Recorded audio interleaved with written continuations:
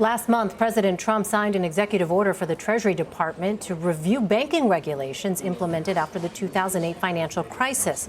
The president made very little reference to this in his first major address to a joint session of Congress on Tuesday, but in the past has said that he wants to, quote, do a big number on the financial reform legislation known as Dodd-Frank, which he has also called a disaster. Bill Cohan is author of the book Why Wall Street Matters and a special correspondent for Vanity Fair. He worked on Wall Street for 17 years, and he actually agrees with the president on this point. Bill, welcome. Thank you. Great to be here. So you say that Washington's regulation of Wall Street has gone too far, and you write this in your book, quote, instead of facilitating the recovery of Main Street, Washington's policies have been thwarting it. Enough is enough. The ongoing vilification of Wall Street and the entire financial system has to stop. But as you well know, there were a lot of people who suffered in the aftermath of the Great Recession.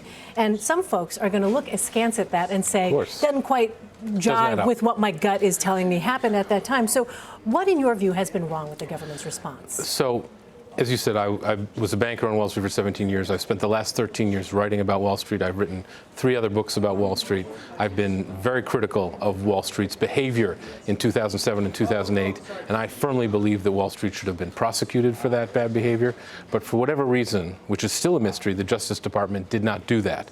So into that vacuum, unfortunately, fell congressional leaders and regulators who decided that they would be the ones to punish Wall Street by making it harder for Wall Street to do what it does best, which is provide capital to those people who need it by taking it from those people who have it and want to invest it. It's a very simple formula. It's a beautiful machine. It's worked well in this country for 150 years.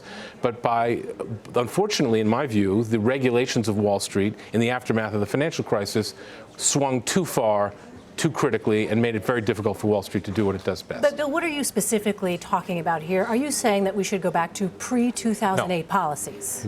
No. We saw what happened when we had no regulation. I'm talking about smart regulation. There's a lot of things in Dodd-Frank that are actually good, that we should keep, like rules about amount of capital that banks have to have, the amount of leverage they can have, trading of obscure securities like derivatives on exchanges.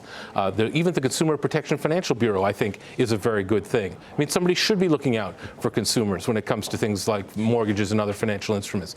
But unfortunately, the regulators, especially at the Fed and in Dodd-Frank, which was 850 pages long, 20,000 pages of additional regulations and rules, was make it very hard for banks to do what they do best, which is lend money to new businesses that need it, starting businesses that need it, established businesses that need it, and to help them grow.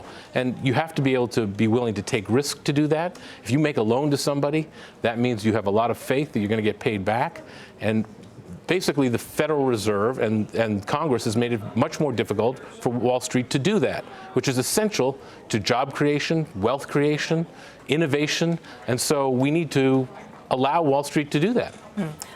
So you also write that most Americans don't really understand what Wall Street does. Right. What are some of the biggest misconceptions out there? I mean, you know the stereotypes that exist, that folks are just greedy, that are in that for themselves, don't care about the little guy. Look, it's a little difficult for me to be put into a position of defending Wall Street's behavior because it's a very unpopular thing to do. But I wrote this book because I wanted people to understand the, quote, mystery that is Wall Street. Because how can you have a rational debate about it? How can you have a fact-based debate about Wall Street if you don't understand it? And most people, at some point, they get to their point in their life, they don't want to admit that they don't understand Wall Street. But, you know, if they have a pickup truck, if they have a widescreen TV, if they have an iPhone, if they have a mortgage, then they have to know about Wall Street. So in simple, clear terms, I wrote this book so people who, you know, as Gayle King said yesterday, you can put this in your pocketbook.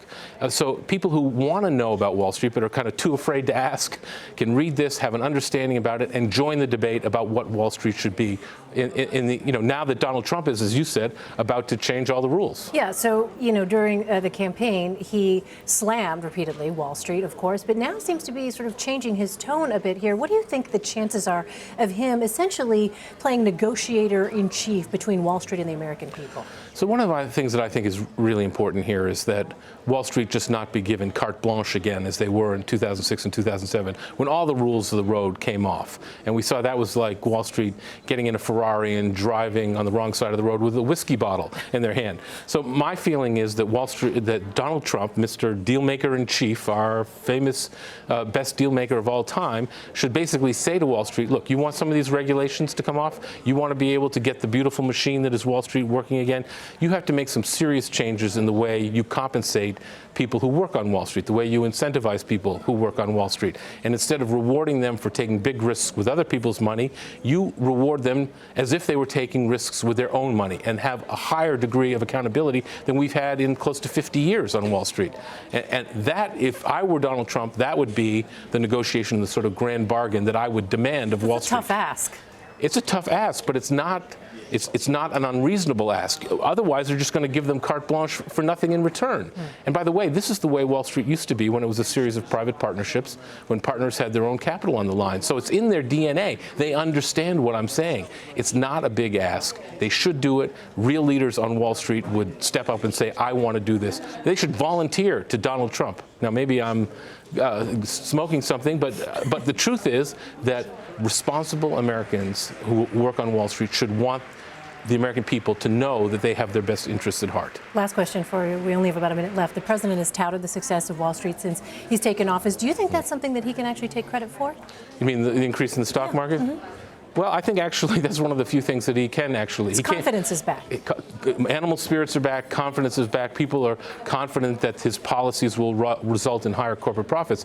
But it's really important to note that as the stock market now trades through 21,000 today, which is mind-blowing, after being stuck at around 17,000 until the election, the bond market has gone in the opposite direction. Yields have risen, bond prices have fallen, and that bond market is twice the size of the stock market. We should be heeding what the bond market is telling us about the potential higher deficits that are going to exist under Trump and the higher national debt that might exist under Trump. All right, fascinating topic. William Cohan, thanks so much for coming in. Thank you for having me.